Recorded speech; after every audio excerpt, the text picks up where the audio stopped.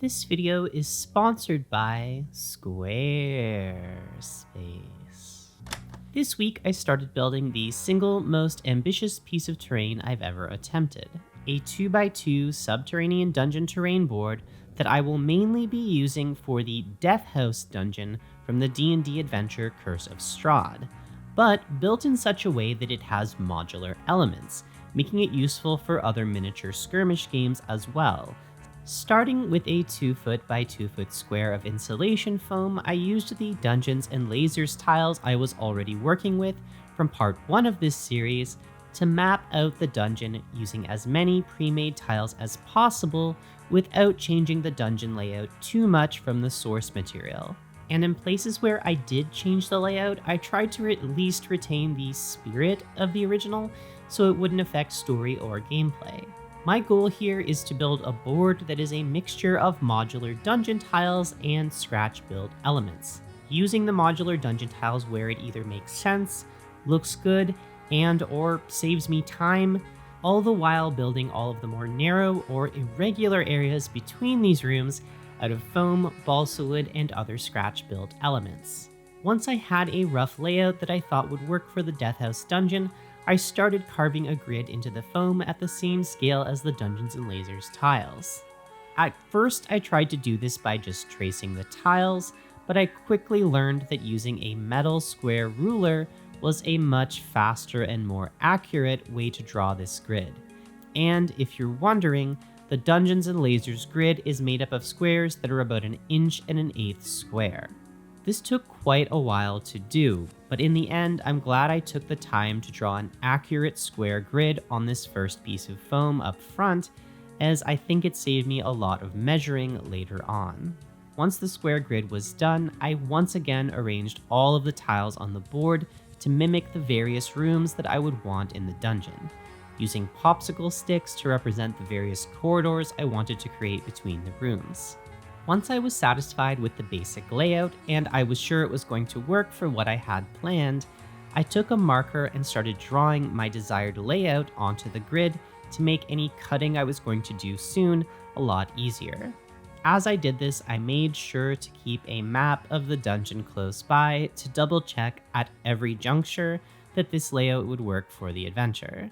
And once this was done, I built all of the individual rooms out of Dungeons and Lasers tiles, including the final placement of all of the walls and doors. Here, I'm reusing the kit that we built and painted for our previous video, the City of Absalom building interior kit, plus the 6 extra floor tiles from the torture chamber set that we painted for that video. In addition to this, I'm mixing and matching in some new Dungeons and Lasers tiles from a kit that they sent me specifically for this project, the Dwarven Mine Half-Height Wall Kit. Using all these pieces, I built the desired rooms and set them up in their relative positions where they're going to live on the map. And once I was satisfied with the final layout, it was time to start carving the foam. The idea here is that the final dungeon will actually be 3 layers of elevation with stairs connecting all of them. So the way that I decided to start carving this was to use several sheets of this 2x2 insulation foam and carve each one on top of the other, using an X-Acto knife instead of doing the rational thing and just buying a cutting mat and an Olfa knife or some kind of foam cutter. By the way, I very much regret not biting the bullet and just buying a cheap foam cutter for this build. It probably would have saved me a lot of time. Anyway, so you can see what I'm doing here is just carving away any parts of the grid that aren't necessary at the next layer of elevation, and using another 2x2 sheet of foam to form the lower level below that. At each stage, you can see that I am once again making sure the plastic tiles fit into the alcoves I'm cutting out for them, making sure the heights work for each level, and leaving room to build stairs later on. As I cut foam pieces off the bottom, they were repurposed as raised areas for the higher elevations, and after some deliberation, I ended up using 2 sheets of foam for each elevation because it just looked a lot cooler, and these foam sheets are not terribly expensive in my area. Once I had the basic layout figured out, I started carving out the stairs and pathways. I started gluing sheets together using hot glue at this point, And I also started framing some of the smaller rooms in the crypt area using sticks of balsa wood and hot glue. I used one of the player character miniatures from our D&D game, graciously provided to us by our friends over at Hero Forge, thanks Hero Forge, to make sure the characters would have enough room to walk through these smaller corridors. However, just to future-proof this board a little bit, I eventually switched to a slightly larger 32mm base to give the miniatures a little bit more room to walk through the hallways. As I framed these rooms, I also used the balsa wood to form little niches for the dungeon tile rooms to sit inside of, as the dungeon tiles that I'm using here are intended to be removed later and reused for other projects aside from this board. And while I continue working on that, I'd like to tell you just a little bit about this video's sponsor, Squarespace. Squarespace is the all-in-one website and hosting platform that I have been using for over a decade now for all of my website needs. You just pick from one of their beautifully designed website templates, add in any extra pages that you might want, and then customize everything to your heart's content. No coding or technical knowledge required. I've been using my own personal Squarespace website for almost 2 years now to host a gallery of my painted miniatures, all of my painting and hobby reference documents, as well as an online store where I can sell anything that I might want. So if you need a website, make sure to check out squarespace.com today for a free trial. And when you're ready to launch, go to squarespace.com/Dana Howell for 10% off your very first purchase of a website or domain. And now, back to our dungeon build. With all of the rooms in the crypt area framed with balsa wood, I then cut out a few pieces of foam to sit atop these frames and serve as the walls for the crypt. And in most cases, I made these a little bit narrower than the balsa wood, so the balsa wood would look like baseboards for the walls. I even made some little tombstone type pieces and used smaller pieces of balsa wood to give some of these walls a little bit more texture and detail. After this, I cut out some thinner pieces of foam to serve as some of the thinner walls, and eventually when I wanted a break from building the crypt area, I started thinking about how I would hold all of these layers of foam together. Construction adhesive or spray foam or some other type of glue might have been the logical solution here, but instead of doing this, I just used bamboo skewers, piercing the foam with the sharp end and pushing it all the way through so that it joined together all 5, or in some cases all 6, layers of foam. This worked surprisingly well to add some structure to the whole piece, and it even helped hold some of the dungeon tiles in place. With all of the main structures in place, it was finally time to start working on the fun parts of this build, the details. I started by carving rock texture into the edge of some of the stone parts, and followed this up by carving out some of the stone pathways into the rock, along with some stone stairs.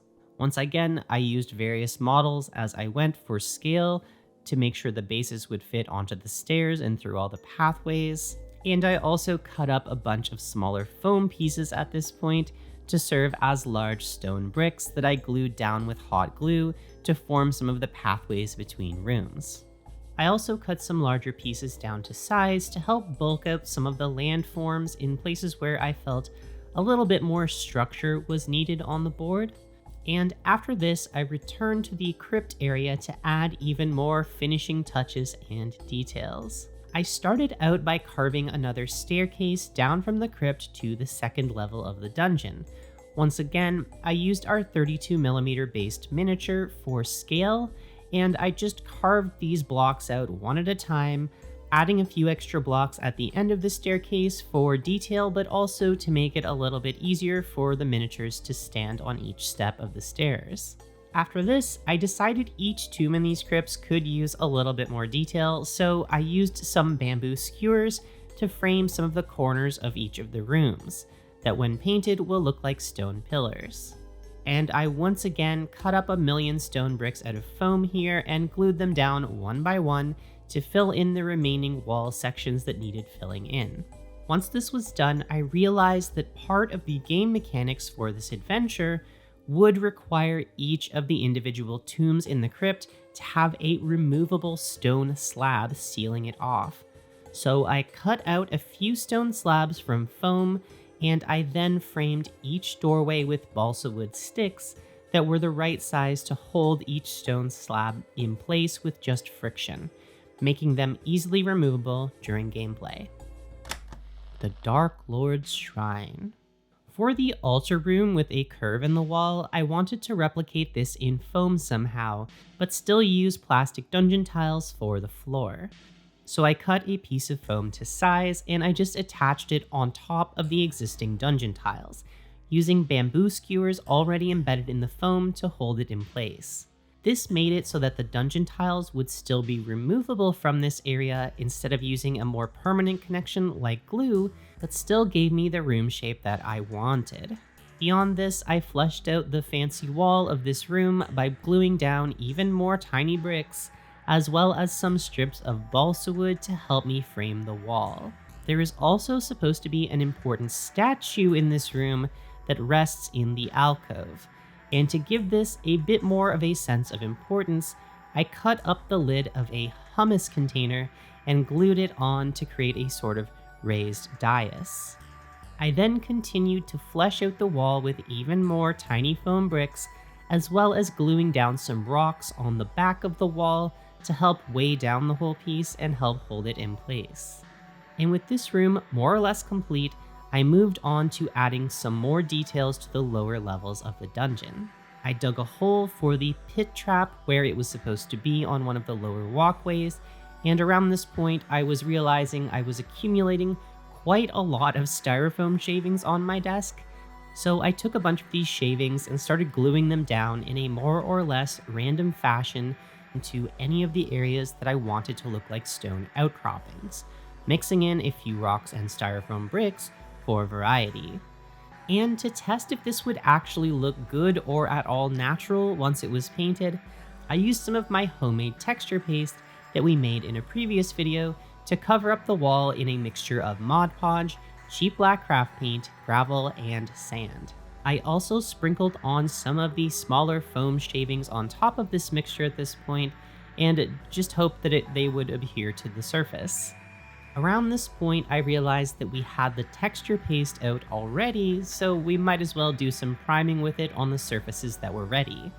But before I did that, I wanted to give some of the flat surfaces a slightly more stony looking texture, so I crumpled up a ball of styrofoam and rolled it over these flat areas to add that desired texture before priming all of these areas with the black texture paste. After this, I finished up a few stray areas by adding some further foam bricks, rocks, and then primed the whole thing in texture paste. And from here, all that remains is to paint the whole thing, add a few more fun details, as well as painting a whole bunch of monsters and NPCs to live inside the dungeon. But unfortunately, you are going to have to wait until part 2 of this video to see the final product. So make sure to subscribe and or click that darn bell icon if you want to see me finish up this build a few weeks from now. Before we go, I would like to extend a huge thank you to our lovely, wonderful patrons for your constant support of this channel. I cannot emphasize enough, I really couldn't afford to run this channel without you. And a huge thank you also to Dungeons and Lasers for providing all the plastic dungeon tiles for this build, as well as another thank you to Hero Forge for providing the player character minis for this campaign, which you might have seen a little bit of in this video. I provided links to both of their products down in the description, and if you're curious about seeing all of these terrain and miniatures in action, make sure to go and check out our brand new RPG actual play channel, Howling Elf, where we will be posting episodes of our new Curse of Strahd campaign very soon. With all that said, thank you so much for watching, and I will see you in the next video.